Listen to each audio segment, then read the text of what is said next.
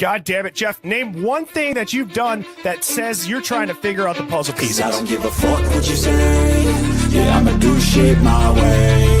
So you can go kick rocks, I'ma stack bricks up, build what I want to make. Yo, I got a lot of shit to say, so I'ma do this every day. I'll be writing things until I'm fucking buried in my grave. 6 feet deep under, but my body won't decay. Cause my messages are timeless, so they'll put them on display. Oh yeah, I rap with a certainty, I have a sense of urgency. A message for eternity, for everyone internally. I had some people burning me, but now they fucking learn to see I ain't the one to fuck with, now they looking nervously. And I don't really care what you think of me respectfully. You can kick rocks if you think you're fucking better, see. I will outwork you, turn you to an enemy. Hurt you so bad that you're gonna need some therapy. I got the motherfucking recipe. I've been cooking up hits, I'ma leave a legacy. You'll be looking small when you're standing right next to me. I'm 5'10", bitch, but I'm 10 feet next to me. I don't give a fuck what you say. Yeah, I'ma do shit my way. So you can go kick rocks, I'ma stack bricks up, build what I want to make. Cause I don't give a fuck what you say. Yeah, I'ma do shit my way. So you can go kick rocks, I'ma stack bricks up, build what I want to make. Yeah, I'ma do it my way.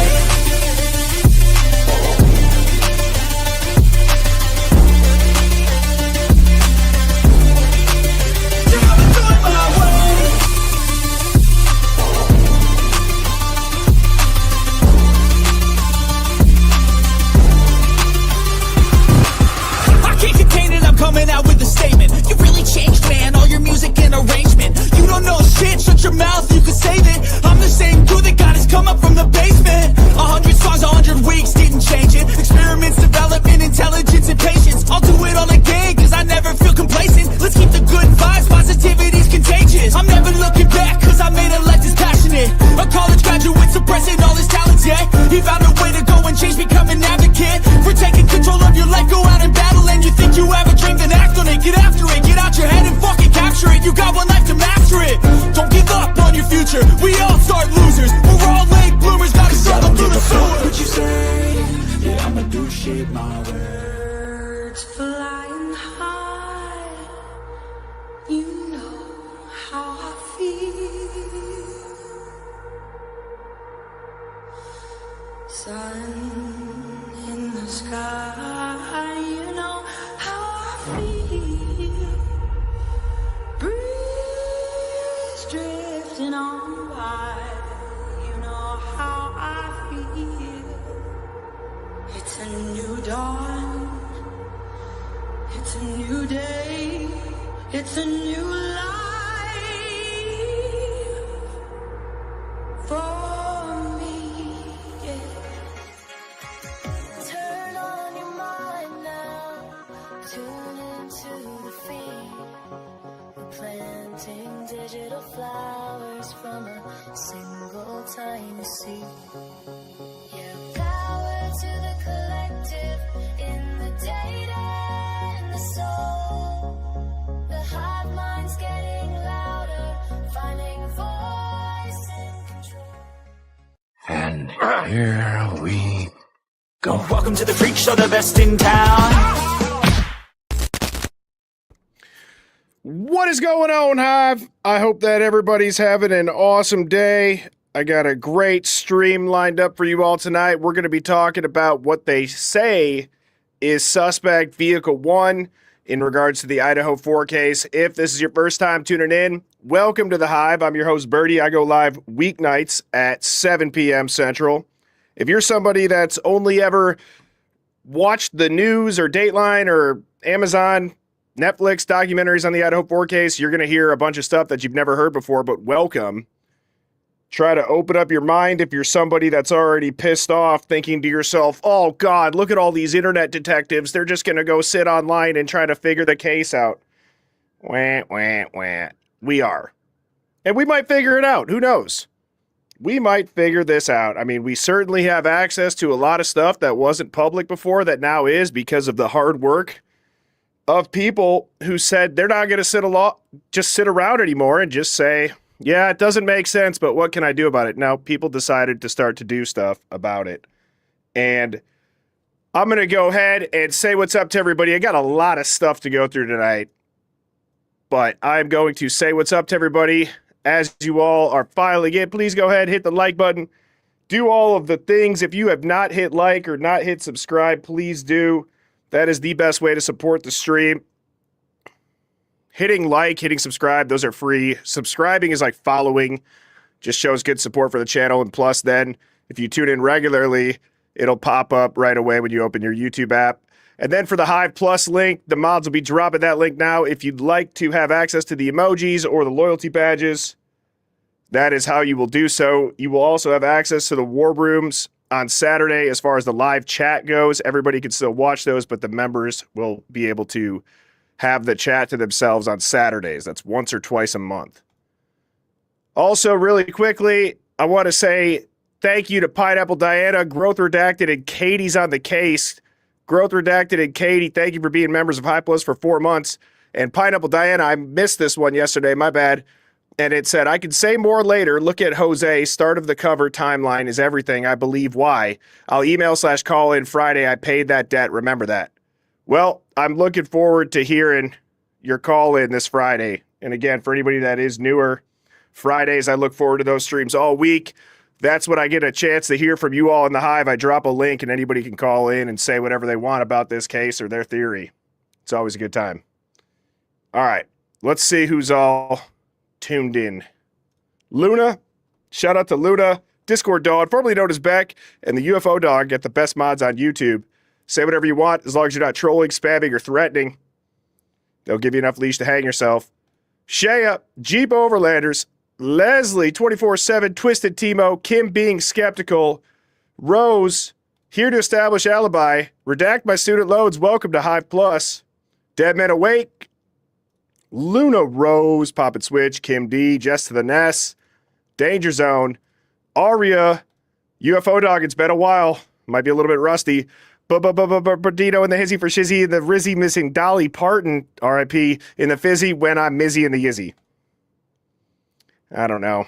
I kind of messed up right off the jump, but yeah, RIP to Dolly. It's wild. Shane, Tripsy Turvy, RBF Queed, pretty much 4 a.m. Honest Raid said Birdie to Nan. Sid7, Kim D again, what up? Pokemon Tarot, Mrs. Birdie, how are you doing? Germilla, John, here to establish an alibi. Ocean's 1111. Can't redact the Hive is right. Shea said, oh, that is ironic. I was about to say what's up for the second time, pronouncing it the wrong way, and the comment said it's pronounced Shay. Well, hi, Shay. Thank you for the correction. Jessica says, hey, Birdie, it's been a minute. I missed you. Tinfoil Hat Tuesday. Let's get buzzing, Hive. Cheers. Hell yeah, Jessica. Thank you. Julie, Carrie, Crime Rat, Freebird 9, Davina, Crime Junkie, Philly Girl, Les, Padillac, Namastella, K-Kaz, Brandon. It's the trauma. Thanks, Mom. It's not a phase, Mom. Pups Lovey, Mom Rat, I'm in me mom's car. Beautiful Disaster. Victoria Spy Chalska. Victoria Spy Chalska. Is there a way easier way to say this and I'm just missing it? Is this like the giraffes, bruh?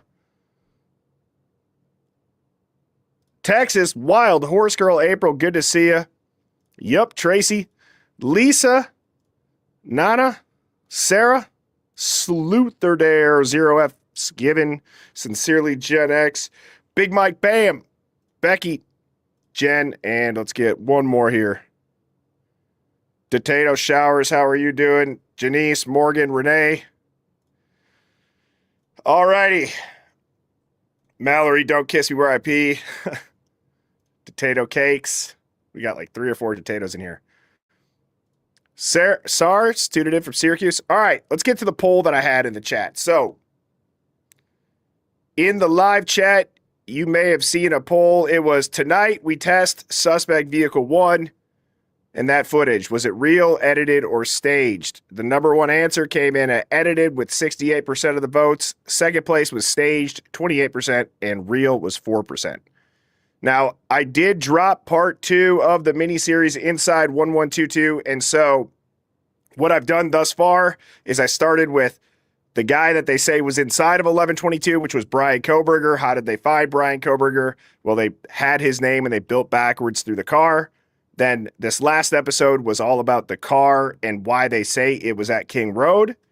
And now the next couple of episodes, the last two, are going to be about the crime scene, specifically about one of the most controversial things inside of the house that has been talked about ad nauseum. So stay tuned for that. Those videos have been posting at noon. I don't know if I like the noon time. I might, after this miniseries, go back to posting them around 3 or 4. But for right now, those videos will go live around noon, just so you know. And usually what I'll do for the lives is after, whenever I do a miniseries, that night's live will be about the previous episode. And so with the visuals and the overlays and those mini episodes, those will be really helpful if you see those beforehand. But I try to have as many visuals as I can for the slides. And so tonight, we're going to talk about Suspect Vehicle 1. And I dove into the FBI report. I watched the footage. We're constantly hearing that this white Elantra is circling the house or it's doing these loops. And to an extent, it is.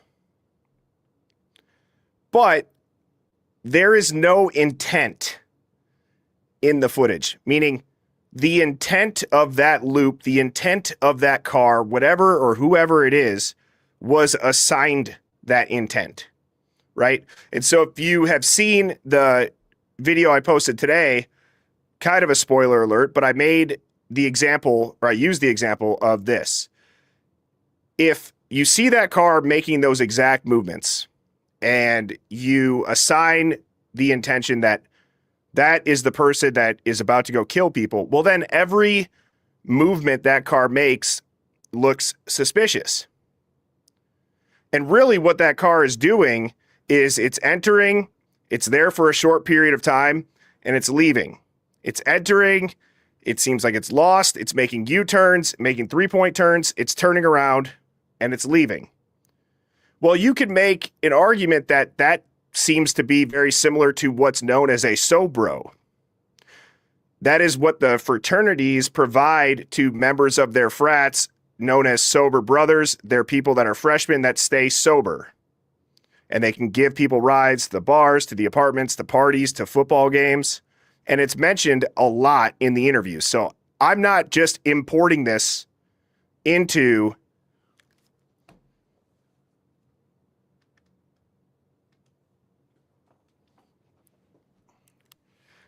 now we can have ourselves a proper stream. Okay? How could I forget to put that jellyfish light on? I apologize. I apologize. We might as well restart at this point. What was I thinking? We can now we're good. All right. So, but you go back to the sober drivers, and those kids are using their own personal cars. How is it set up? Well, you would just text people. And if you can't get a ride from them, you could text somebody else. There's multiple people that are out doing that throughout the night. So I have a handful of interviews of that lined up tonight to go through. They're short clips.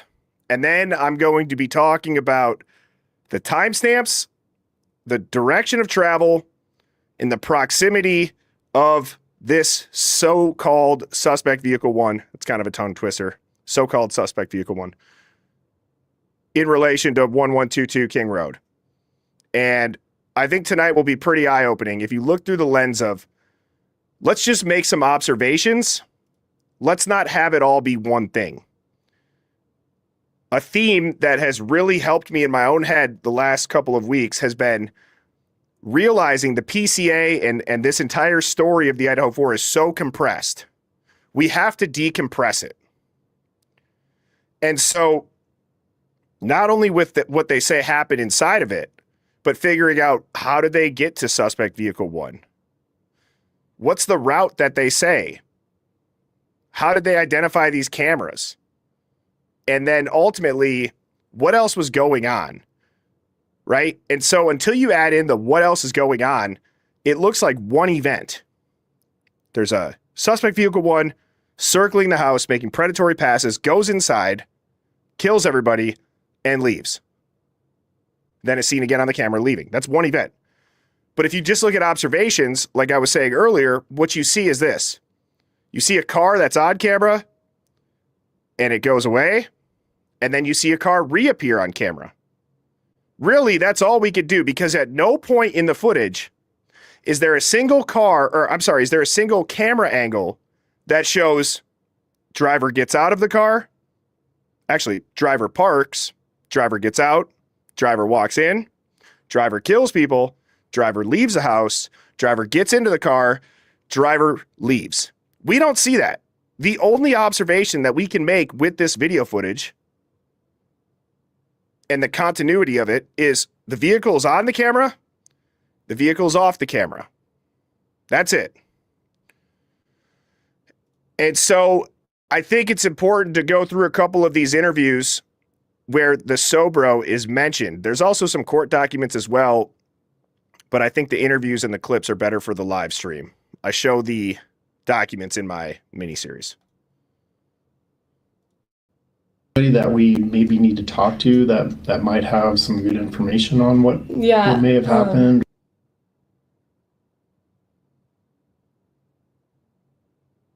We're at Grub Truck, Ivy and the girls.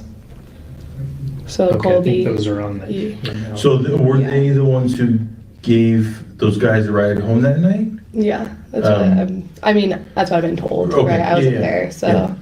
Okay, I think we have those names on that email. Yeah, and I think we gave it, there was a phone call earlier this Okay, morning, and I think okay. we gave their phone Yeah, I numbers and think that was everything, it. so, yeah.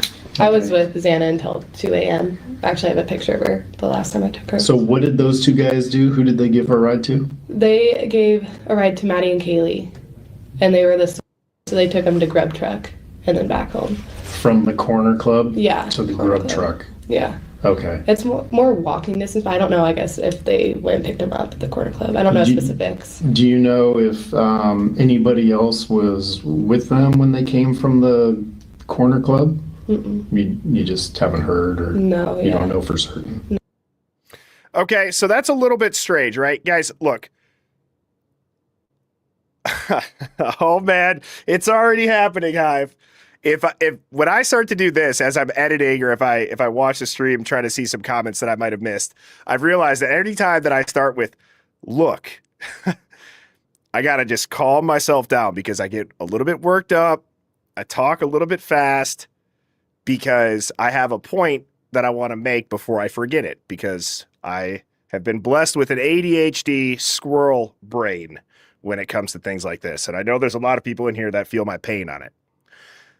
So when we hear this, there's one of two reactions. You can either say, oh God, she's lying. What is this girl talking about? This is made up. And then in the same breath, we can look at Eric Gower and be like, that dude's sketchy. I don't believe anything. So there has to be this ability to intake all the information, look at it, listen to it, assess it, and then try to piece together the generalization of what we continue to hear about where the girls are at and how they got home. Same thing with Ethan and Xana. Okay, so she's hearing that somebody had picked them up from the corner club. Okay, the totality, and I hate that word now because of this case, but it is a good word choice to use in this instance. The totality of things like Olivia sitting next to Steve G and they say Uber driver, and then it quickly changes to no, private driver. And the reasoning they gave behind that was, well, because Eric Gower is technically off the clock from Uber, which is just very convenient, because then you don't get to see any of the identities of when their ride was. You can't find or get a warrant for any of that to see it. If it's a Sobro, well, how interesting is it that the mechanism, no matter if it's Eric Gower or if it's the Sobro, is the exact same? Okay? That's the takeaway. The exact mechanism of how the girls got a ride is texting somebody for a ride. Now, what feels more likely? Texting and they were in Greek life at one point. They know a lot of people. They have a party house. They're apparently popular. Texting Eric Gower, maybe, if he would usually, give them rides, fine. I see that. But it's not like it's out of the realm of possibilities for them to get a Sobro from one of the frats, given how their other two roommates, and Ethan especially, is in Sigma Chi and was allegedly there that night. And so you get my point. That's the takeaway. The takeaway is that they text these people for a ride, and there's really no way to verify it. But it is interesting that Jacqueline is hearing that, oh yeah, there was these guys, they gave him a ride from the corner club to the grub truck, but thought it was weird because that's more walking distance. Originally says that also took them home. You get my point. Sobros are mentioned as a possible ride home for them, and no matter what the ride was, texting was the mechanism to set this up. Now we move on to Peyton. Who is the Sigma Chi sober bro? Remember how I said there's sober kids that sit at the door and watch who comes in? Mine was one of those sober bros. Okay. And so he gave me a ride home to Game of Five. And then probably literally right after went to grub truck and picked up Kaylee and Morgan. Maddie, sorry, I would say her last name. Yeah, Maddie and Kaylee. And in the grub truck video, you can see a bunch of Sigma Chi's and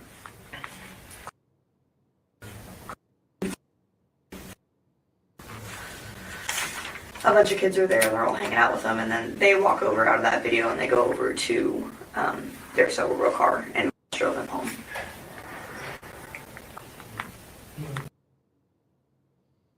All right, one more time.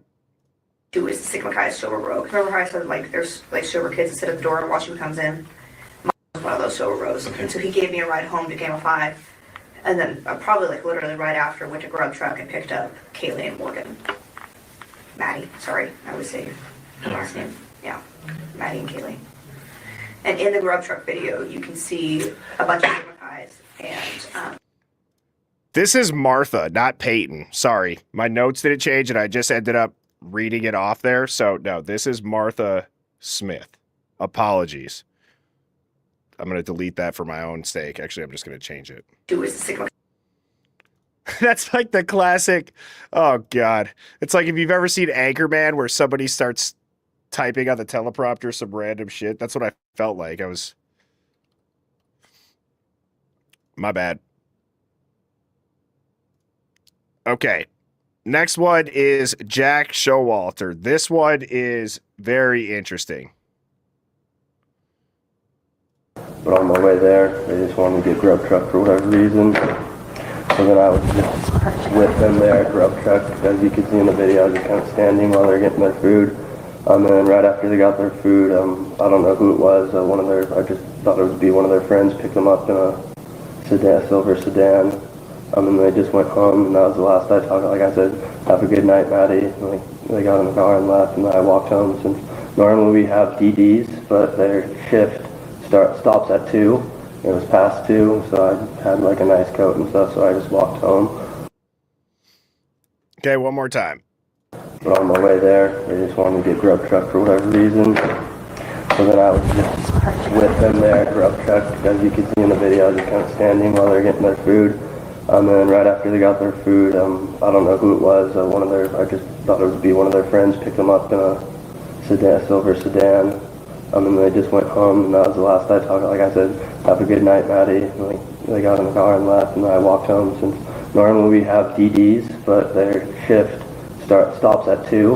It was past 2, so I had a nice coat and stuff, so I just walked home. Okay, so guys, this is another one of those instances. I already see people, and it's because they either hate Jack Showalter, and I get it, you hate Jack Showalter, or maybe you don't have an opinion on Jack Showalter, but nonetheless, Jack Showalter says the car is silver, and he's lying. Guys, at what point are these kids telling the truth, and it's just that what they said could not be stitched together in a timeline? And I don't know how they did it, all right? So again, critical thinking, tinfoil hat, caps on, whatever the hell you want to call it. We're just going to think. We're going to think right now. Silver and that dark gray blue color of a Prius, very different. And the reason why silver stands out to me, and when I show you how they've pieced together suspect vehicle 1, okay, this might make a little bit of sense. When I say they, my theory today is this. At no point does there seem like a feasible time for anybody to get out of that car and go inside the house, kill anybody, and get back in their car with no DNA. And I will also add to that, I believe that it would be damn near impossible, even if you were the getaway driver, and 1 person, 2 people, 3 people, the more, the harder this would be. But to even pick somebody up that just murdered 4 people and have them get in your car and still not be any DNA makes me suspicious of that. How is that possible? Why does that car matter? If there's no DNA in it, they never found anything, but they have to tell us that suspect vehicle 1 and the story they've attached to it with the timeline is crazy. But let's just think about even if they were the getaway driver. Well, why do we think that? Why would we maybe think to ourselves, I wonder if that's a getaway driver? So in addition to that person probably not having time to go inside, one of the reasons could be is because their behavior driving looks as if they are waiting to pick somebody up. Okay, question for everybody. Who else is literally driving around all night with one job that is waiting to pick people up? The Sobros. Jack Showalter says they get into a silver sedan, silver and white on a night vision camera. Look very similar. What do we see all night? A silver sedan. And so my theory is that the Sobro driving service at one point or another probably had one pickup that was in that area, maybe 2, but that's what they used as the cover for suspect vehicle 1, because this is interesting and I'm curious how many people knew this. Suspect vehicle 1 was never identified off of the 1112 camera. So that light bulb camera that we are all looking at, they never identified the white Elantra from that. They identified it from Ridge Road. And then they built that sequence back and they tried to piece it all together. And so when they saw a white Elantra on Ridge Road and they see a silver/white sedan on 1112, guess what they do? They say, that's suspect vehicle 1. Because from the time that they gave that car an identity on Ridge Road, and they knew and suspected that that's Brian Kohberger's car, everything backtracked to that point means that it's suspect vehicle 1, which is attached to the 8458 phone, which is Brian Kohberger's. And so now every headlight isn't just a headlight. It's close enough to a time frame. We see headlights on trees. Timing matches up. Okay, that's suspect vehicle 1. That's their route. And when you do that over and over and over again, going backwards all the way into their neighborhood, what do you get? You get a clean route analytically. It's an analytical trick. Guaranteed. Guaranteed analytical trick. And it is a psychological trap because they'll show you the Ridge Road at one point and be like, yep, see, there it is. There's a white Elantra. Yet there is at no point anything in the FBI's report that is saying white Elantra camera A, white Elantra camera B, white Elantra camera C. No, what you see is this. Ridge Road characteristics matching a 2014 to 2016 white Hyundai Elantra. Then you see headlights, headlights, headlights, headlights, vehicle similar, and I'll get the report up to vehicle 1, suspect vehicle 1, headlights, headlights, headlights, vehicle similar to suspect vehicle 1. You don't continue to see the white Elantra identification at all. And that's where this gets insane. So this is Special Agent Hill. Check this out. This is 2 quick slides here just to show you that I'm not batshit crazy and I am reading from these reports. So, on December 24th, 2022, Special Agent Hill responded to Albertsons located at 400 Bridge Street, Clarkson, Washington, to collect surveillance video. Upon arrival, Special Agent Hill was given access to the video surveillance system and collected footage from all exterior cameras, as well as the entrance/exit cameras for the time period of November 13th, 2022, between 12 p.m. and 2 p.m. The video surveillance was copied onto a USB drive, was subsequently provided to Detective Lawrence Mowry of the Moscow Police Department for evidentiary storage. Listen to exactly what we're about to be looking at. And this is important because we need to understand what are we looking at in this report. Well, he lays it out. Through the course of this investigation, investigators performed an extensive canvass of Moscow, Idaho, and the surrounding areas to include Pullman, Washington, Clarkston, Lewiston for video surveillance, which may have been relevant to this investigation.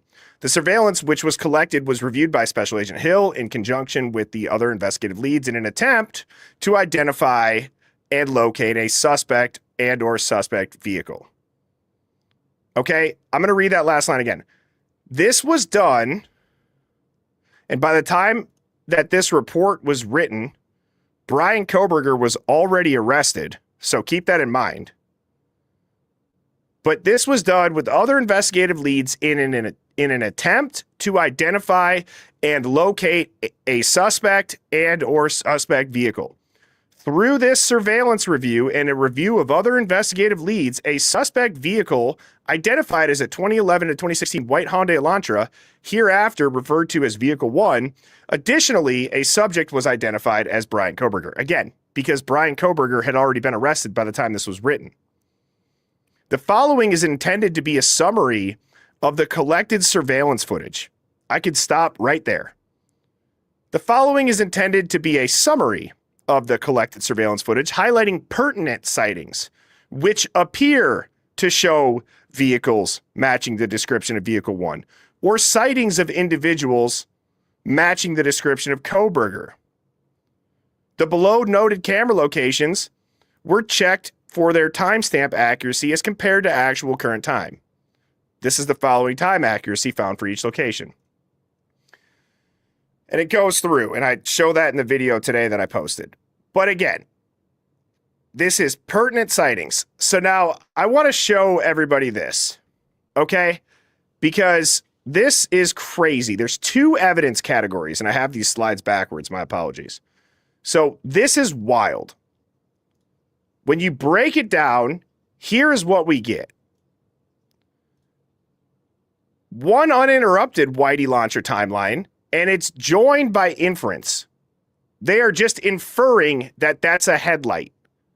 Again, as there are sober drivers driving around, there's other residents, there's DoorDash. How many other cars are driving around? But they're going to go off of headlight only and inferred events. And look at how many of those inferred events were used to recreate, and I'm talking about over here, all of these filler timelines to have these perfectly matching loops.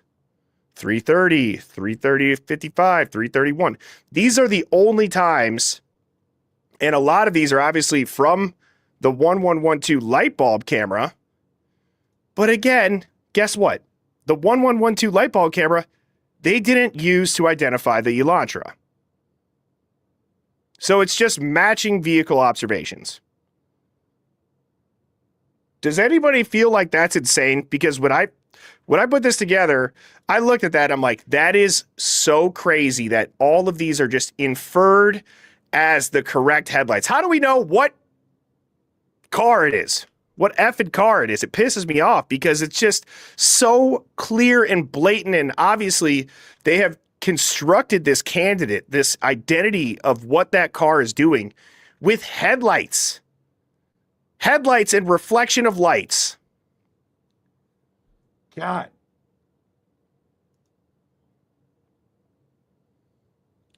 And then, so I wanted to show this.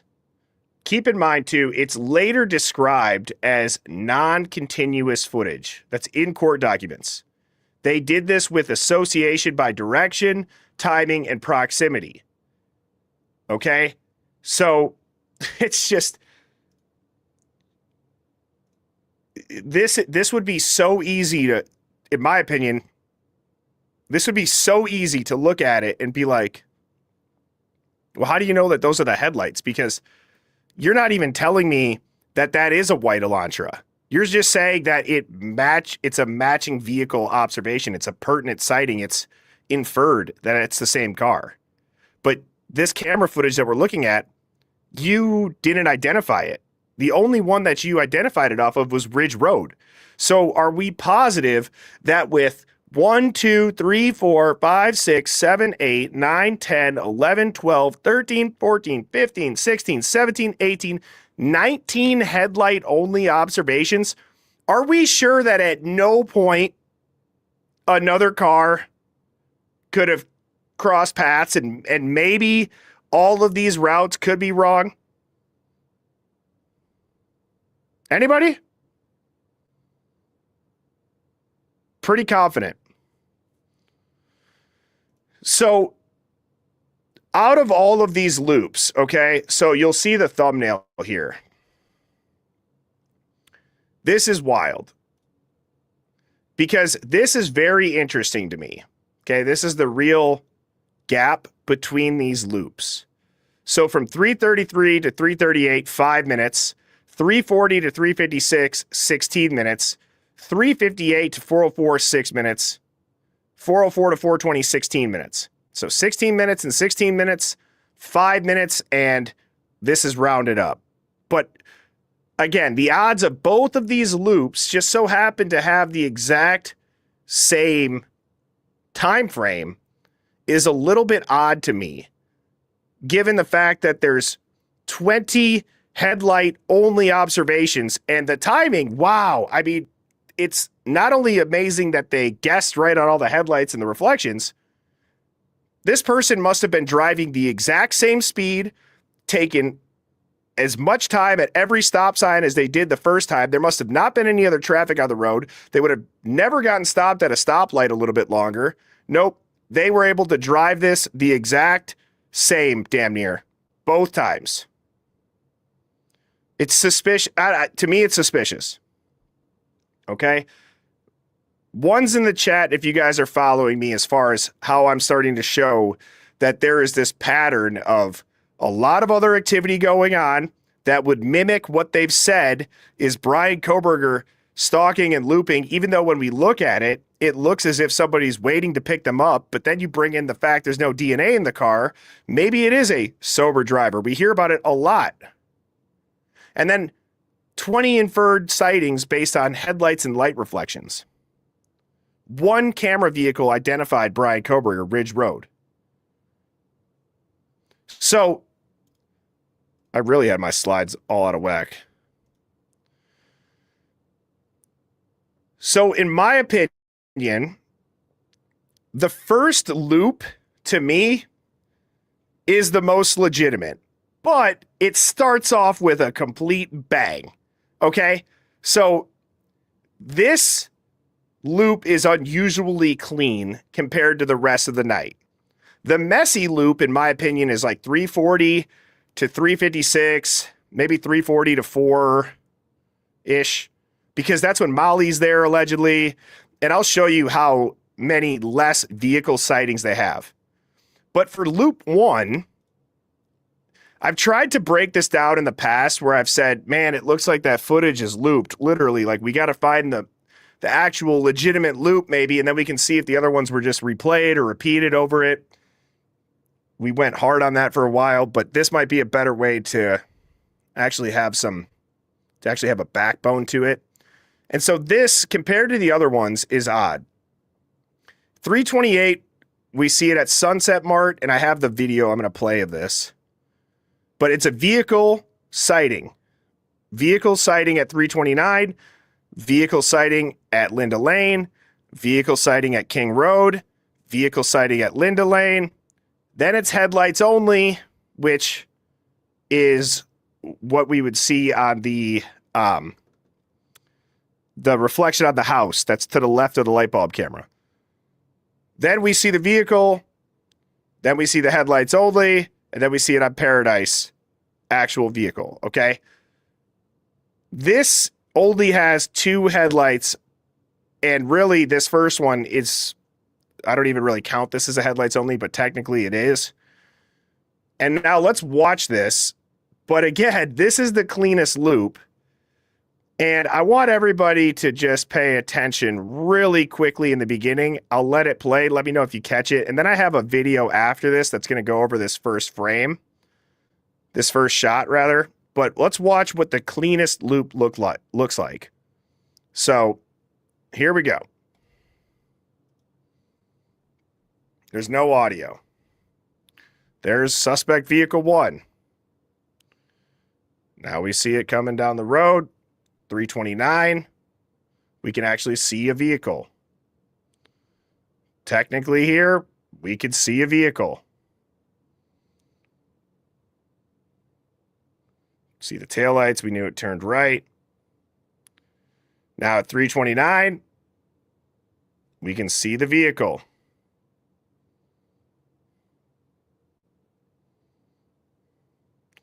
330. Right? So this, you're seeing it like the whole time. As far as piecing it together with the times. This one is unusually clean compared to the rest of them. But this is at 330. You'll see it in the back in the Linda Lane car park.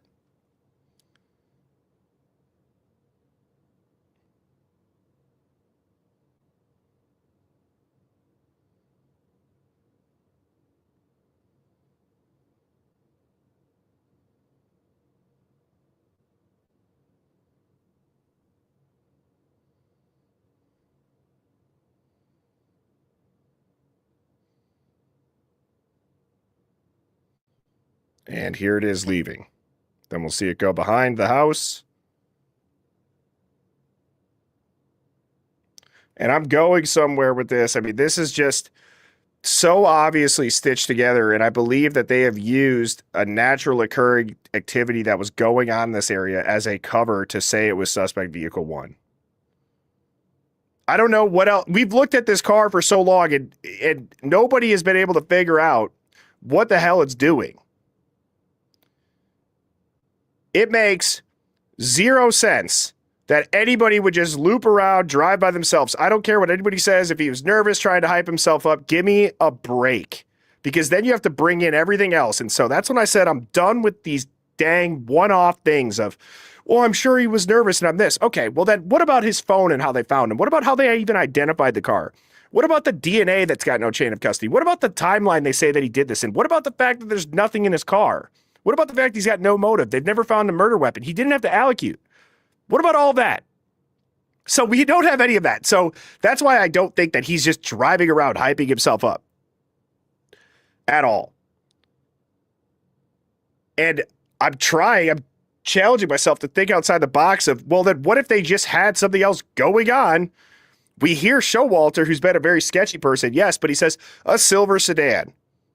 We hear Sobros a lot. Don't forget that the Sobro service was used that night to take Dylan and her friend to 1122. So the King Road house had Sobro service that night. Okay? It's in the reports. They talk about it. So keep in mind that this clean loop starts with the Sunset Mart, okay? Starts with the Sunset Mart because you can actually see the car. I'm going to play this and I'm just going to shut the hell up because this should blow your minds. This is how one of the quote unquote clearest clips of the Elantra and what looks like Kohberger's car first appears.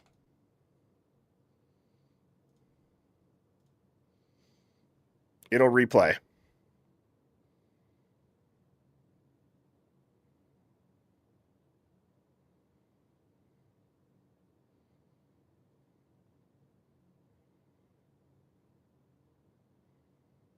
Wow, isn't that strange? Huh, we've seen that on Linda Lane too, where cars just appear and disappear. Look at that. It just comes right out of nowhere. Boop.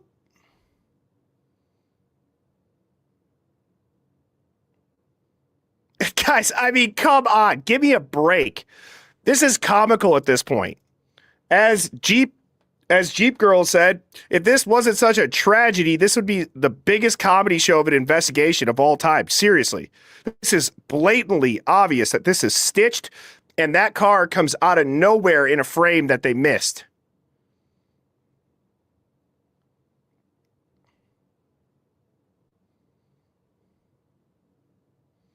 Jesus.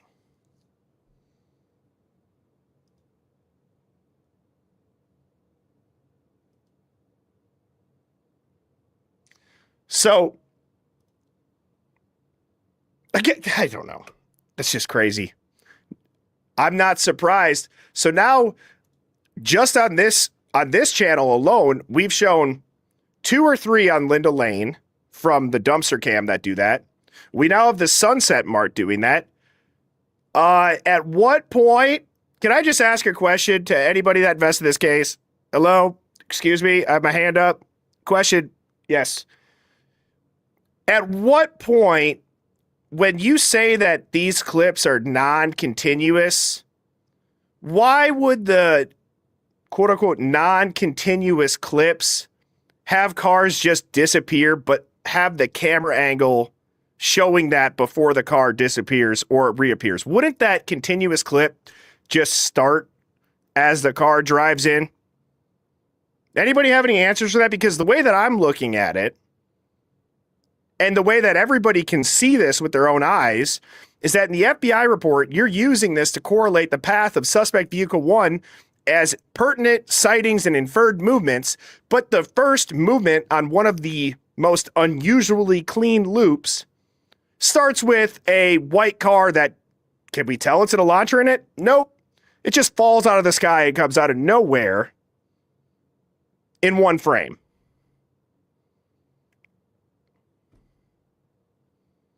So that's my question, is this non-continuous vehicle footage? Or what is this? Now you add in all of the blurring on 1112.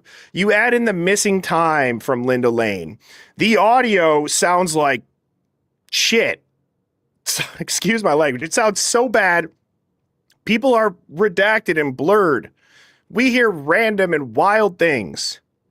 And so, guys, we've been staring at this. I've said this before. At this point, you know what? I'm going to complain. I'm complaining because we've spent so much time, and yes, it was worth it to get to this point now, but I have come to the realization there is no way that any investigator would look at this and not either catch that and would not either be way less than confident. Probably they're very not confident that they have solid evidence against this. Just, it makes me wonder, seriously, if the cover story is Brian Koberger alone with a knife, driving a white Elantra, doing looping, and loops all over the place. I mean, what actually happened then? Because cars are appearing out of the sky, cars are disappearing into nowhere. They're using 19 or 20 headlight-only references. Camera footage is missing. Audio is redacted. Brian Koberger makes no sense. The timeline makes no sense. What actually happened? And to Trey Hawker said, crappy video doesn't help the state. I would say this. I'm going to actually create a whole new level. I don't even have a word for it. So if anybody's creative off the cuff right now, this is so far past crappy video. This is a word that I don't even know what I could use to describe video.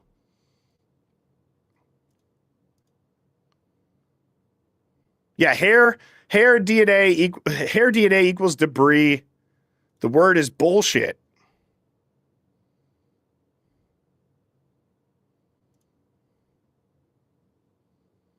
Everyone, but I agree, Duck on Quack. Everyone's asleep. It's just, it feels Jen said intentionally distorted. It does feel intentionally distorted. But guys, see, here comes the hands again. I feel like Ricky Bobby in Talladega Nights when he's being interviewed and doesn't know what to do with his hands.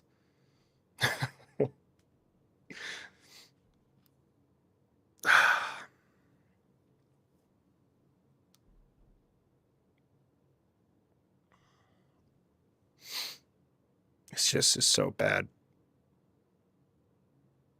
I don't know how we can now continue to look at this and take it seriously. I mean, seriously, the loop starts with a car dropping out of the sky. There's many times on Linda Lane, cars appear. Like, why are we trying to figure this footage out? Does that make sense? Why do we just look at this, and yet why do we even act as if that timeline or anything could be even close to being real? And I'm saying the word real because that looks like the car drops out of nowhere, like it's stitched together.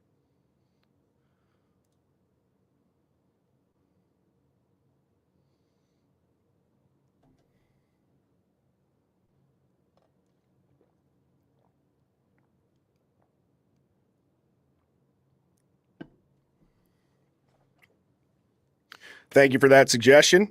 That's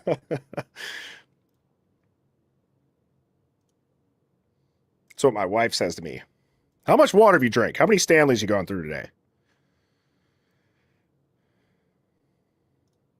What up, Karmic? I agree. It's totally frustrating. It's frustrating. It's maddening. It's sad.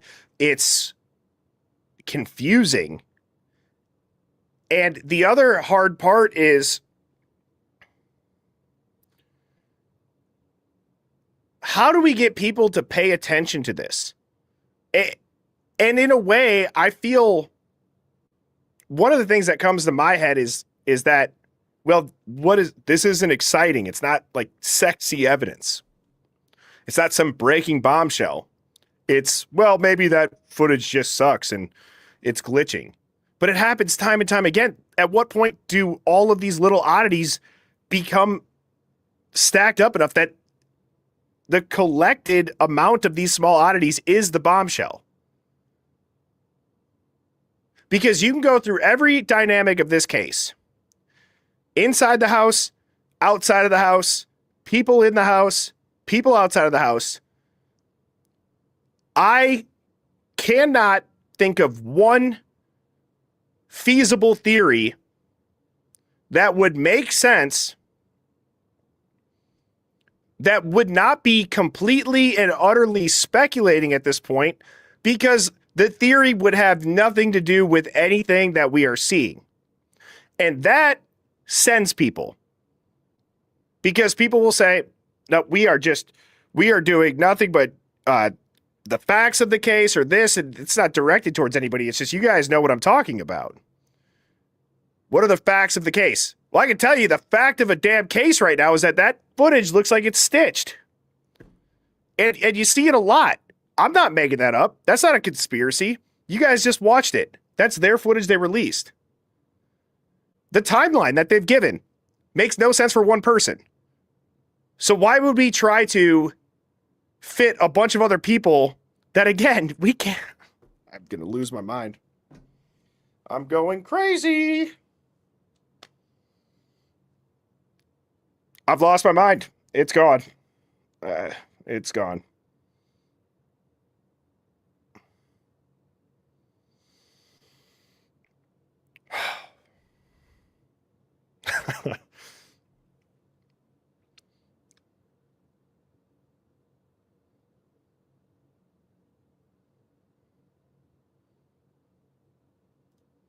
True. Take a centering breath.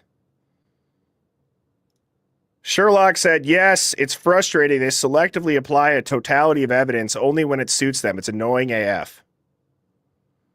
Unhinged Era Media said, definitely stitched. All the footages. That's right, Karmic. We see, not seen. Tracy said, yes.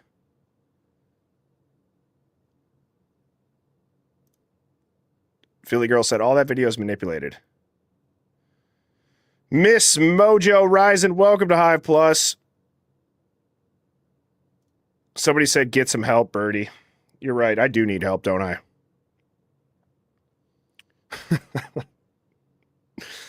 Oh, God. What a timely comment. Thank God somebody told me to worry about my blood pressure right now. Mumrad said all fabricated to fit their narrative. Jesse Ray said the car be teleporting. Realize Analyze said the sleight of hand.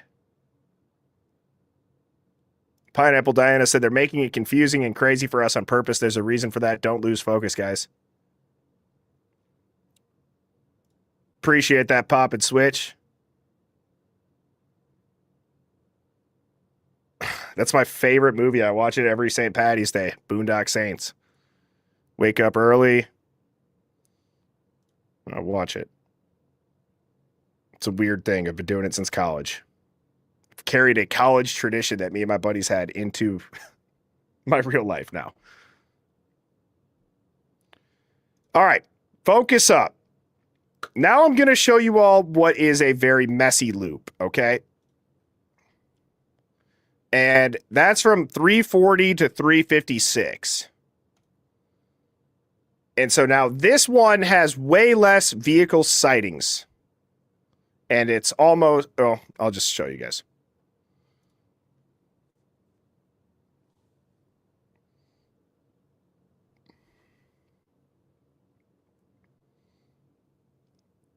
Can anybody tell what kind of car it is through the glaring white lights? That's just apparently normal.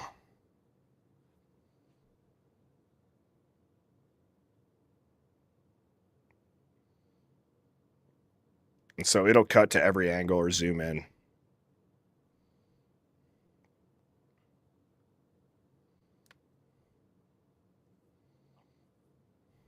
There's a U-turn.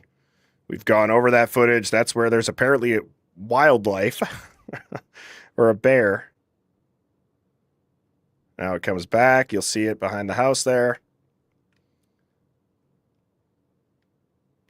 So again, I mean, can we really tell what kind of car that was that made a U-turn? No. Can we really tell what type of car this is? No. Are the lights flashing every time like it's looped? Yes, but here's another one. Can we tell that that's even an Elantra? Not really.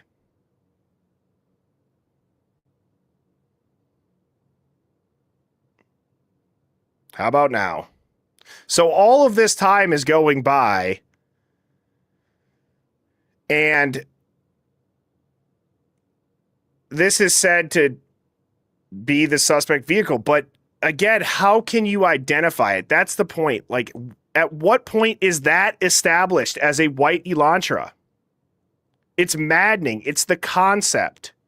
It's the principle of we are now taking your word in a case that it's just so obviously been demented into this cover story. So look at how long this has been going on since we've actually seen a full car that even looks similar, in my opinion, where we can see that it's, I mean, look at how many times they do this back and forth in this one frame, or this one, the 340 to 356. There we go. Now it shows up. So that's 16 minutes. Did we see the car?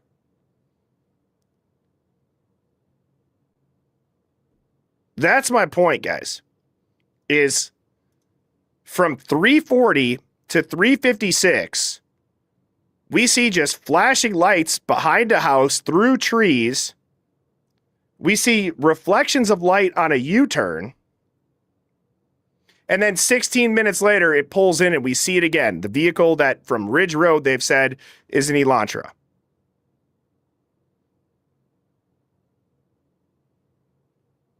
I find that extremely crazy. I don't know if the blinkers are on, if the emergency lights are on. I've done a stream where I've broken down. It looks like it's looped. So the last couple of streams have been a lot of fun where I go through this and I show you all this and I essentially come up with a theory that if Ridge Road is the only time that they show that it has the characteristics of a 2014 through 2016 Elantra, and everything else is just inferred to be that car. Okay, we don't see Brian Koberg in it. Take Brian Koberg out of it. But the behavior of the car, if it's looping around, if it's gone for 15 minutes, if it's in the neighborhood for 5 or 6, I mean, we don't know if people are getting in, getting out, hearing doors, not hearing doors. We don't know.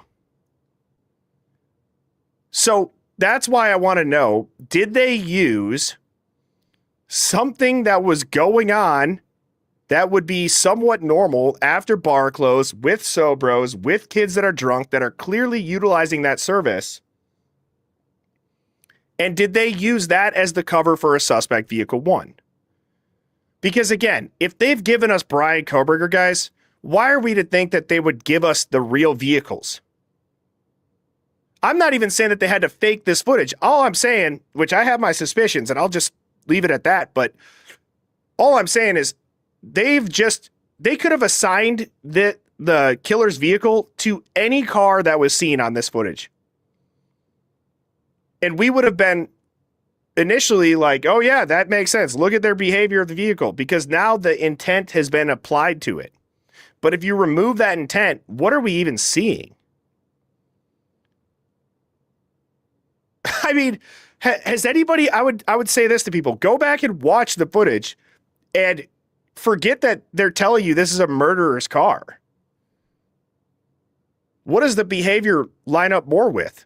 The two options are this. Does the behavior of the driver line up more with somebody who has decided that they are going to go into a house they've never been into and kill 4 people, and they're driving around because they're trying to find somewhere to park and they're getting their car in every camera possible? Or does driver 2 sound more likely, and that's there's a ride service that is probably somebody using their own personal vehicle that is a light colored or silver sedan that's driving around and trying to find people that they're picking up. And so why all the turnaround? Why the looping? Well, 2 things to that. One is this. What if the people gave the wrong address? What if the people went somewhere else? What if they called them? They said, oh, we already left. What if they're not outside? What if you're trying to wait? And it's very Uber-esque behavior. And then the other part about this entire loop is that that's not murderous behavior at all. And Tisdale and Rosie drive that same loop, but guess what? Everybody drives that same loop. That's a road pattern. That's how you get back to get out of King Road. You go up, you loop around 500 Queen, you come down next to King Road, and you leave. And unless you do that U-turn back by the car park camera, guess what you're doing? You're looping. You're going to be looping around one way or another. But they have claimed it as predatory passes, and they have cops doing the same thing. So now they're kind of in a little bit of a predicament if you look at it through that light. Okay, so you're saying that that's a murderous pass, but if you read your own officer's report, they follow that same loop. So is it a murderous behavior loop, or is it just the reality of driving in that area? And I'd be curious what they say. All right, now I'm going strictly to the comments. Okay, that's about Dolly Parton, R.I.P. Kath said, what's interesting to me is the house across from 1112 has lights on the whole entire early morning hours when everybody else in the neighborhood interviewed says we went to bed at 11. True, it's like a TV or something's flashing there. Danger Zone said, what if there was a big party in the interior neighborhood and the Sobro was going back and forth, picking up people and bringing them there? Well, if you listen to Jack Tallhouse's interview, he says that's what he was doing starting around 5 p.m. He was picking people up at a party at the Whites. It was about 20 or 30 people, giving tons of rides to and from the game. Some were short rides, some were long rides. He took people to the Corner Club. And he says something very interesting in that interview. He says that everybody that he gave a ride somewhere to, he took them home except for one person. Does anybody know who that one person is that he didn't take back home? I know there's going to be some people in the chat that love this if they don't know it. It is interesting. But there was only one person out of all of his rides that he apparently had taken somewhere and then didn't bring them back home. Anybody know who it is? Isn't it Jack Tallhouse or something? Did I say his name wrong? We can listen to that interview.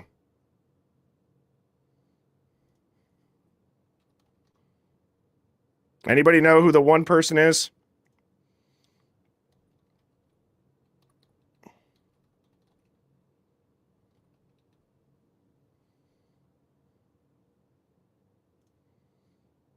It is Jack Showalter is the one person that he did not bring back home.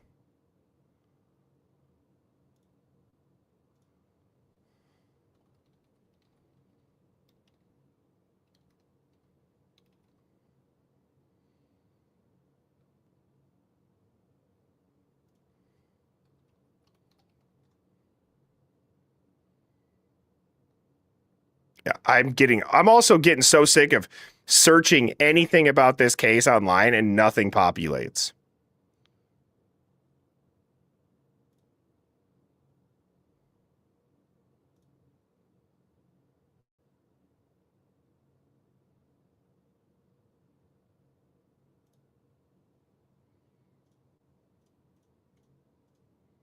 So this is one of the Sobros.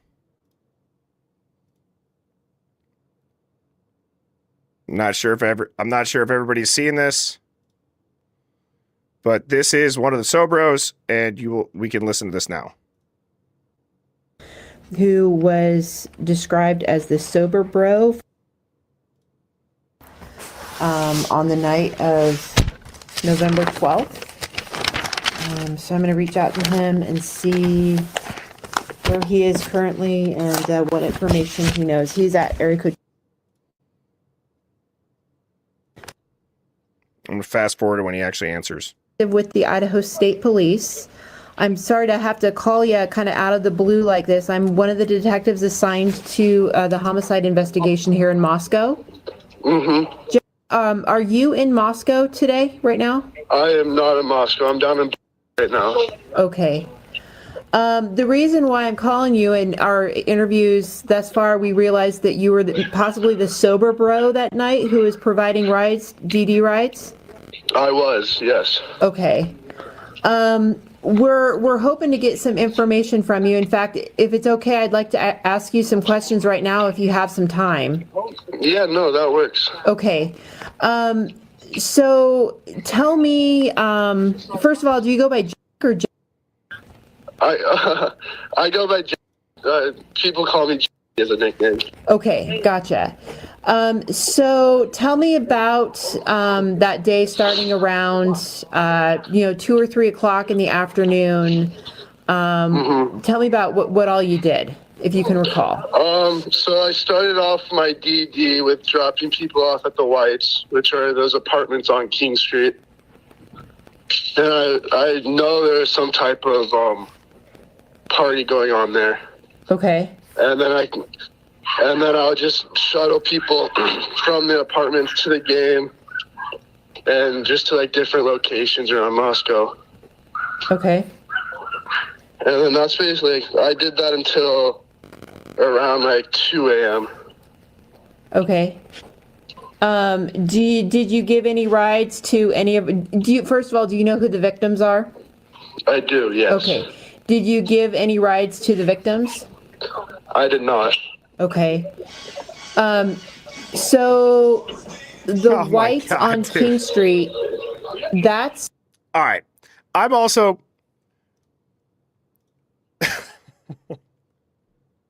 I don't know why, but even just hearing the background noise, and I've said this in the past, but especially when you start to hear YMCA,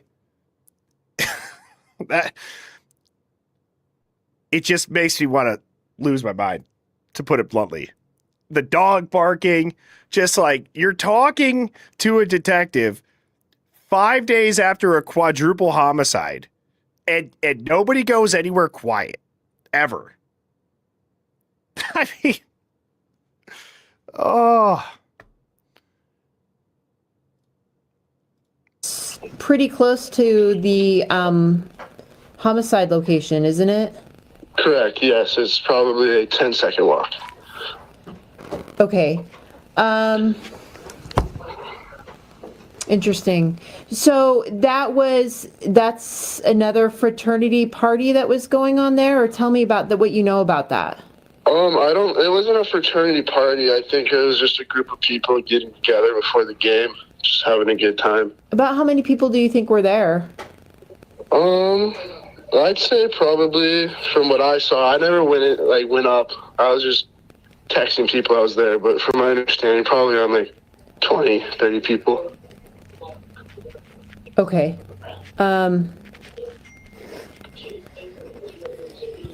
So throughout the night, which bars were you typically heading to and from? On Saturday, I only dropped people off at the Quarter Club. Okay. And how do they get a hold of you? They texted me. Okay. Or called me. And is that do they call this number, or do you have like a designated Yeah, they phone? called this number. Okay. And what car do you drive? I drive a black. So that's also something interesting to me too. So Jack drives a black Mazda, and off the top of my head, I don't know. But if we were to, this guy's giving rides all night up until about 2 o'clock-ish, I think he says, but he's taking people to and from the apartments at the Whites, and he's going to the Corner Club. And so I'd be curious, how often do we see a black Mazda on the Linda Lane dumpster camera? How often do we see a black car in general, right? I'd be very curious to see if he's giving a bunch of rides. You'll hear him describe how many rides he gave, and that it's a lot of them, and it's going to be tough to even tell her. I mean, how often are we seeing a black Mazda pass the Linda Lane dumpster camera? And so that just goes to show, I mean, this was going on all night, and it's still a little bit odd. Like, we don't see any... You guys get my point. You guys get my point with that. It's just, this is clearly going on all night around it. Your personal car? Correct, yes. Okay. Do you happen to know the plates on it? I believe they are 7LU. LU. Yes. Okay. Okay. So, do you remember who you gave rides to that night? Just so what we're trying to do is put together a timeline and where people were and when. Mm-hmm. Do you happen to remember? To the club or just everyone in general? Just basically in general. Are you able to maybe scroll through and say your text messages and say at this time? Yes, I could do that. Okay. You want me to do that right now? Sure, that would be awesome, and I'll just keep notes as you kind of go through. Okay, let me just put you on speaker real quick. Perfect. Okay, it's going to be a long list. That's all right. I have all night. Okay, so on Saturday, I gave, and it gets really confusing because some people called me, some people texted me for other people. Okay. So I gave a ride to his job at 5:30, which is after. Yep, I know. Okay, sounds good. And then I gave a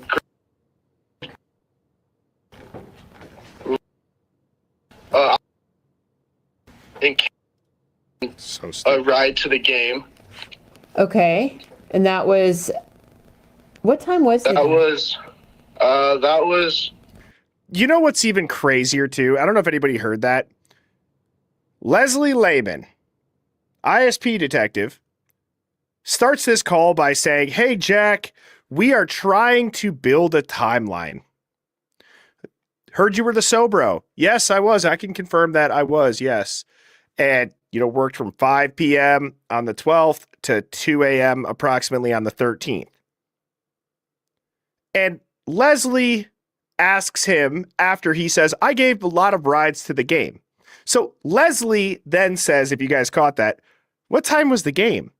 Lady, aren't you building a damn timeline? Like, I'm not trying to be mean, but wouldn't a massive student event of a football game going on be something that would be already culminated and cemented into a timeline, meaning this is going on at this point? If we were looking for suspects, I mean, where do the students go? Where was this person at? There was a football game going on. The football game was at this time, right? Doesn't that seem like you would know that, or am I being too critical? Because that feels like something that an investigator should know if they're going to be talking to somebody who's a sober person on a Saturday where there was a football game. I also find it strange, too. The Vandals, the Idaho football team, go on their YouTube page. I'd gone down some rabbit holes not that long ago, and go and check this out for yourself. Maybe you guys will find something that I couldn't, but I found it odd. They post a highlight reel of all of their games, and all of them are up for all of their seasons past. The only game that they don't have a highlight reel for is the November 12th game, which obviously would have been that Saturday. They don't have a highlight film, and it's at home. And I find that so strange because in the highlight film, I'm like, why would they take that down? None of them were there. But then I started thinking, a lot of their highlight film, it shows students cheering. It shows people walking in. It's got a bunch of drone footage. And that's another thing where I'm like, man, I don't know. I mean, could we have seen somebody there? Kaylee used to babysit for the football coach, right? I don't know. Just little things like that. Hold on. That was about 5 o'clock. Okay. I didn't even realize that the first time. You hear her whisper, is it at 2:30? And then the guy goes, 3 or 4. And then Jack goes, it was about 5 o'clock. Oh my God.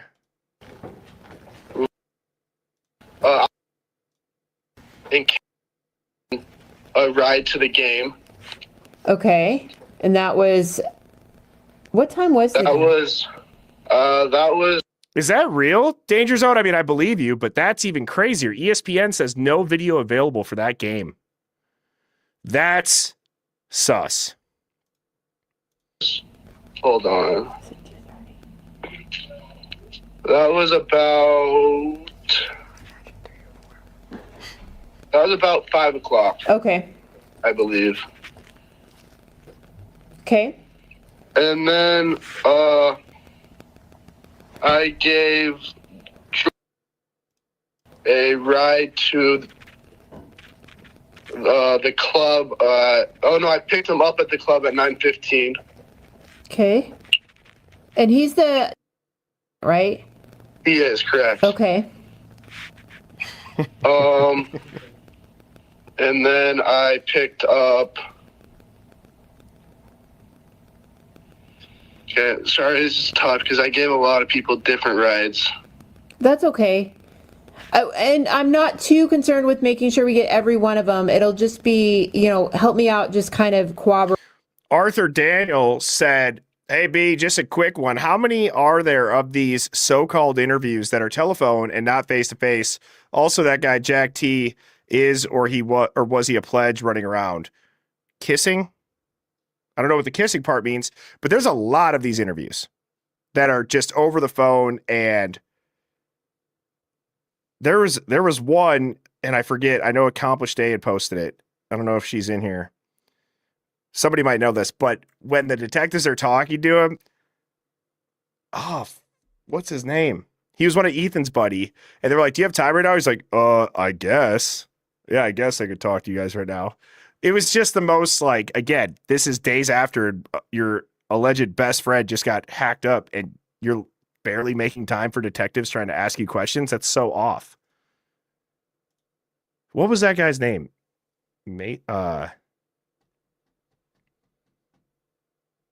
Connor? No.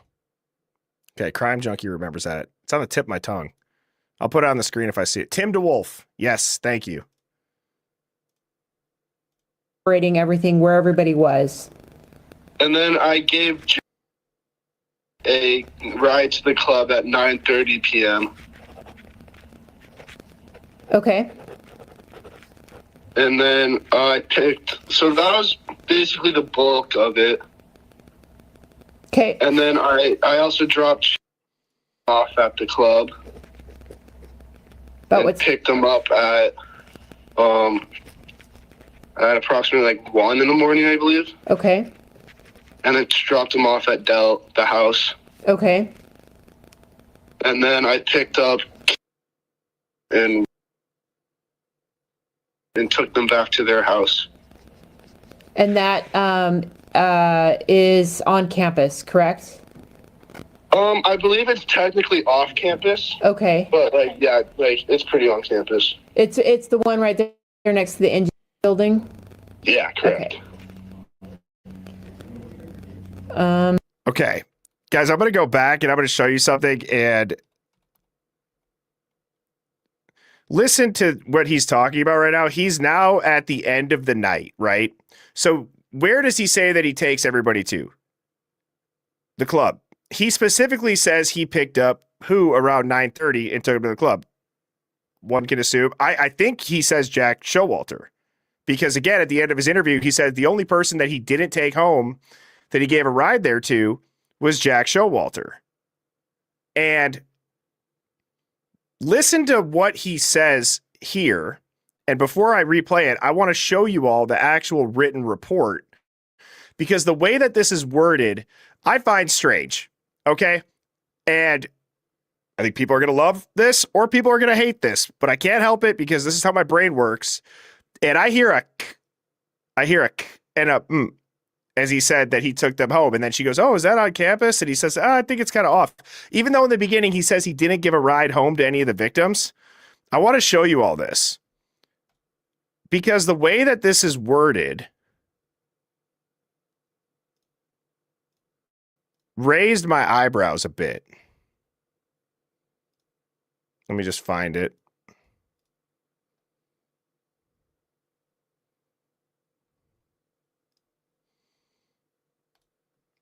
Okay, check this out.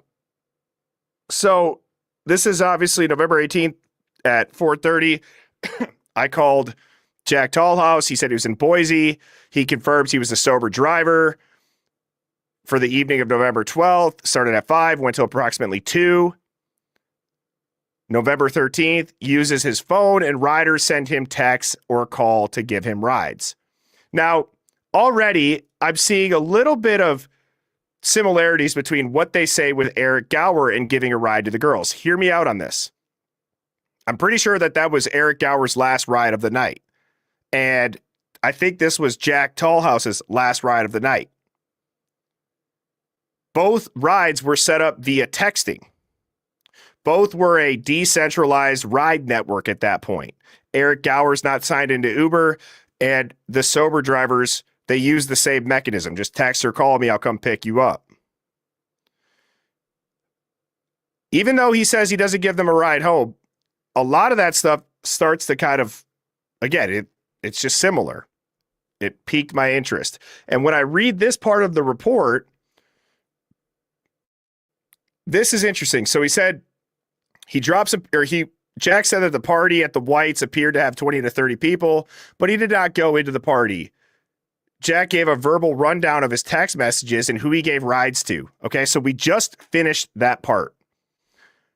Then, this word right here to me, notably, Jack said he gave a ride to blank blank to the blank at 21:30. Jack said everyone he gave a ride to, he returned back to the house. So he returned back to the house. Jack confirmed he returned blank and blank to their home. Could that be Kaylee Goncalves and Maddie Mogan? I don't know. So what I had done before the stream is this.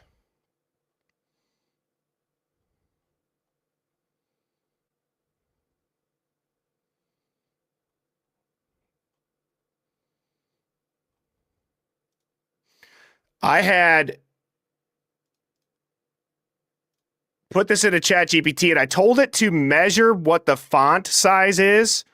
And I had said to also figure out how many pixels the black box is and how many of those letters could fit inside of the redacted boxes. Okay. So go through this line by line, look for these names, yada, yada, yada. Let me scroll back up to where it did that. Okay, so box 1 is 126 pixels by, or I uploaded 2 screenshots of it because I said it kind of, they look like they changed sizes. So obviously you guys see this here. These boxes, I don't know if they're hand done, but they all vary in size slightly. So it doesn't mean that just because a box is longer or shorter, that there's more letters inside of it. The font is the constant in this. The font is always the same size. So check this out. I said, what are the 4 boxes on the bottom of this screenshot show? And that's where it comes up with this. Box 1 is 126 pixels. It can fit about 5 to 6 letters. Box 2 is 192 pixels. It can fit about 8 to 10 letters. So it says the best guess is 6 letters. The best guess is 9 letters. And so that's talking about this box here being 6, this box being 9. Box 3, it can fit 5 letters, and box 4, 5 letters. Okay? So 6 letters, 9 letters, 5 letters. CAYLEE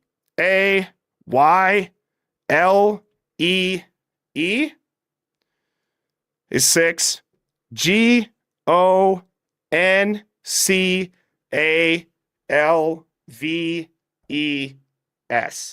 is 9. Is that a little bit strange that Kaylee Goncalves would fit perfectly in that? Now, Maddie Mogan, 5 letters and 5 letters, MADDIE. But I started thinking again, the I is kind of like a smaller letter. Maybe it could. But MOGEN is 5. So it's interesting. That's all I'm saying is it's interesting. And so it actually had said that Kaylee, it's extremely close. Goncalves is extremely close. Maddie would be somewhat wider. Mogan would be somewhat wider. And so I uploaded a second screenshot and it did what it does. But it gave a ranking here and it gave, where does it say? Kaylee Goncalves and Maddie Mogan is a stronger fit than Kaylee Goncalves and Madison Mogan.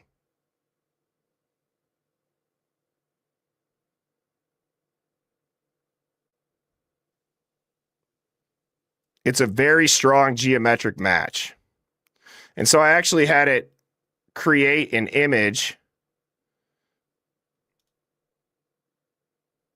And this is crazy. Again, take this for whatever you want. This is AI. I'm not claiming this is 100% accurate.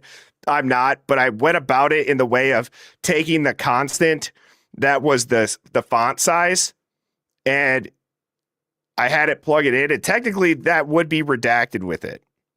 So he returned Kaylee Goncalves and Maddie Mogan to their home, 1112 King Road. He confirmed he returned Kaylee Goncalves, and because you see it again down here. So like the box sizes are the exact same in 2 different spots. So blank confirmed he returned Kaylee Goncalves and Maddie Mogan to their home. So I don't know what people think about that, but then you add that into, again, last ride of the night, Eric Gower, last ride of the night. How did they figure out the ride? They texted each other. Jack Showalter wasn't in the car in either of their stories.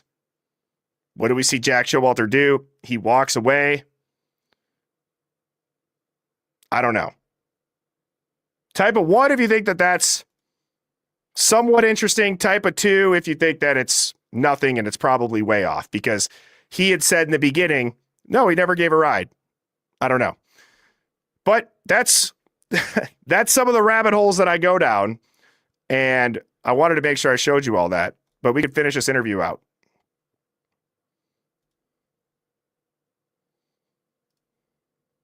I picked up and... Okay, so now listen to this.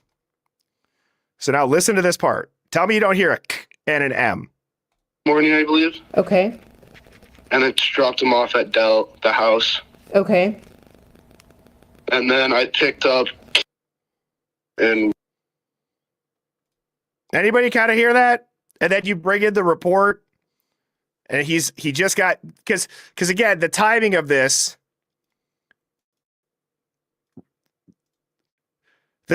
the timing of this report is, again, when he's giving a verbal rundown of his text messages, then it says notably.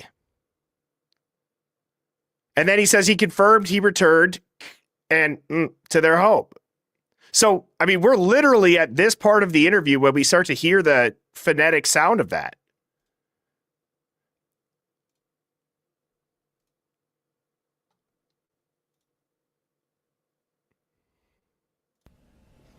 Today is November Oh, you gotta- 18th, 2022, and the time is approximate.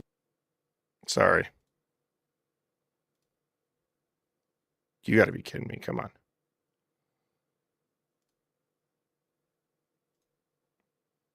Familiar with sit back and look back.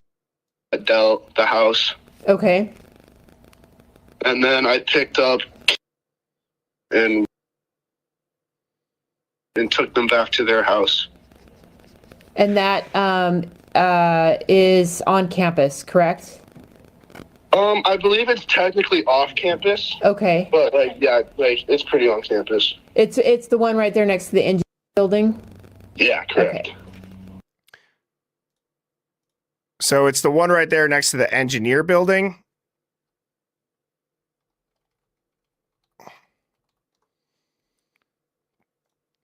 Guys, and so again, my whole working theory is this. I'm completely trying to unpack this narrative piece by piece. And it's interesting that by using the documents, to unpack, oh, I'm frozen.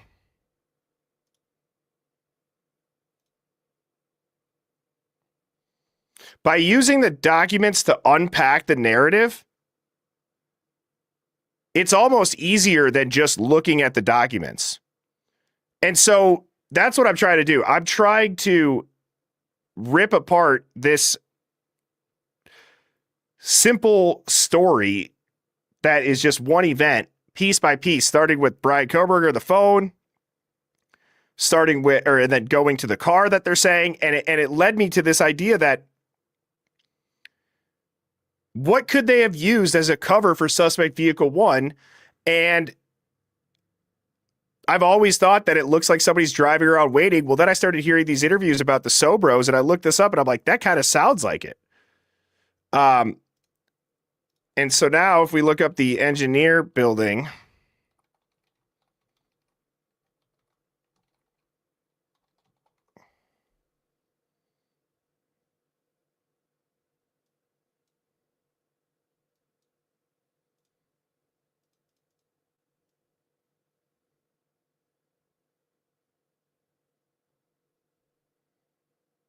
I mean, it's kind of weird. It's a random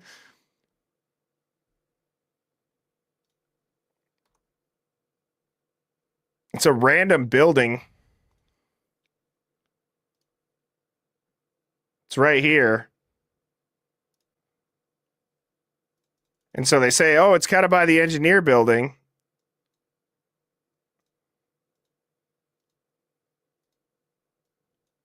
It's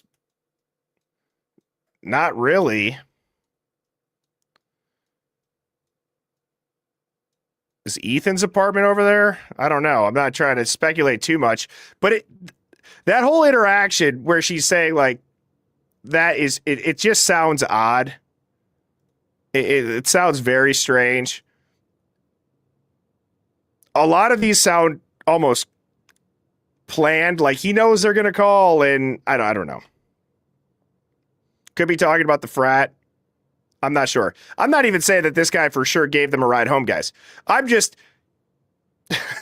there are my hands again. I gotta get the stress titties in each hand whenever I do that. But I'm really trying to look at things in lights that we haven't looked at them before in. And so, unfortunately, or fortunately, that means that, yeah, I'm going to say stuff that is way different than what a lot of things that have just been, quote unquote, established as. One of them being suspect vehicle 1 has to be somehow involved in the crime when it really doesn't. It could just be another car driving around, because when you look at the behavior, why are we to assume that that's just murderous behavior? We have cops that are doing the exact same loop, and we have people that are driving around, giving rides, picking them off, dropping them off. We see that all night. So, anyways, part 3 comes out tomorrow. Guys, if you haven't watched that, again, the videos are dropping at different times than I would typically post, so I'm not sure if they pop up, but the last 2 videos that I've posted are about 20 minutes. Go check them out if you haven't. Thank you, Allie Redacted, for being a member for 1 month. 8 Lives Down, thank you for the jewels. Pineapple Diana, Les, Redact My Student Loads, said, I love being a part of the Hive Plus. Well, thank you for being a member for 4 months. Twisted Tebow said, appreciate all your hard work, Birdie. Best channel on YouTube, best mods ever. Most beautiful Aubrey and baby Birdie coming soon. Keep doing God's work. Thank you so much, Twisted Tebow. That's very kind of you. And yes, baby Birdie's going to be here soon. It's so crazy. It's so cool. So cool. Very excited to be a dad. House, thank you for the jewels. $90 bear. That is a funny username. Kiss Me Where I Pee. Thank you for joining Hive Plus. It's me, Gary. Turn down the bass. Miss Mojo Rising. Welcome to Hive Plus. Griffaholic, 4 months. Thank you so much. Tabitha. Jesus. Forgive me, Tabitha. Not Tabitha. Tabitha. Tabitha. Nora the Explorer. Tabitha. Nora the Explorer. Nora the Explorer. Radine, I know that that's probably wrong. It's blood pressure meds. Oh, that's amazing. Thank you. I appreciate that. Maybe I should get some software where I can have, my Whoop be on the screen at all times, and you guys can see my blood pressure and my heart rate at all times. That would be very interesting to see. I'd be curious. I should start wearing it during the streams. I used to, but I should start tracking that and seeing what ends up happening.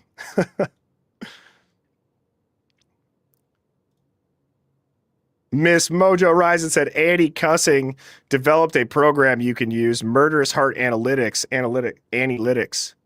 Oh, I don't know what that is.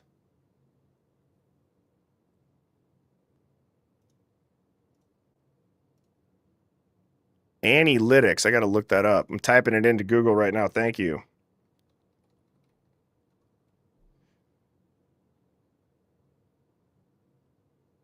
All right, I will dive into that. You rock.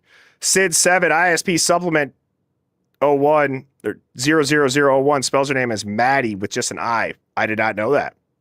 I did not know that at all. Realize, Analyze, thank you so much. John Boone 007, thank you for the super chat. Kiss Me Where I Pee said it's actually been 5 months. Huh. It only says 4, but thank you either way. Kiss Me Where I Pee, you rock. Renee, Cindy Martini again, and John, you all rock. Thank you so much. Hive, let me ask you guys this. I know some people have started to get out of here, but a little bit of feedback question before I end the stream here, just for my own feedback. I know that I've done 2 miniseries now. One was when I was out of town. I'm halfway through this second miniseries. I just want to check in again. I mean, do you guys like the miniseries, the approach, or the quick cuts? I know that the feedback for both have been good, but the quick cuts, people have said, well, I wouldn't necessarily watch the quick cuts if I already tuned into the full live. In the miniseries, I kind of get to say my own thing. I'm not sure what's the best approach. I obviously value your guys' input very much so I don't know if you guys prefer one or the other, Or if I do have the streams like this, would it be better to go back to the quick cuts and essentially do the overlays for the quick cut of the live instead of just a separate videos? Okay, people are saying miniseries.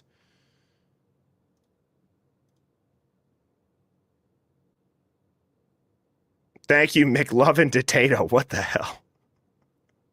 That is hilarious. McLovin Detato. Okay, cool. I also think, guys, too, if I could just say this for my own sake, the miniseries,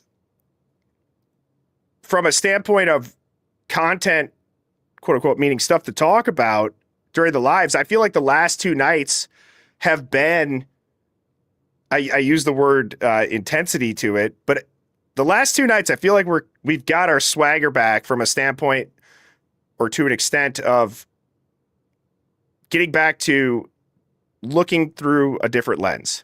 And I think that really helps me from a standpoint of being able to actually sit down and look at stuff and put it together and put it out there. But I will say that the last 2 nights, to me, I hope you guys have enjoyed them, because it also allows for me to then just, dive deeper into that said episode. And then on Friday, I'll be posting the top 5 Hive Mind finds. I think that's going to be something that I'll stick to. I think that'll be just as cool as the call-ins. I think it'll be fun to have that lead into the Friday call-in shows. And so, Hive, with that, I hope everybody sleeps great. Get some rest. Episode 3 comes out tomorrow at noon. I love you too, Bus Diablo. And with that, I hope you guys have an awesome night. Cheers, everybody. Thanks so much for tuning in.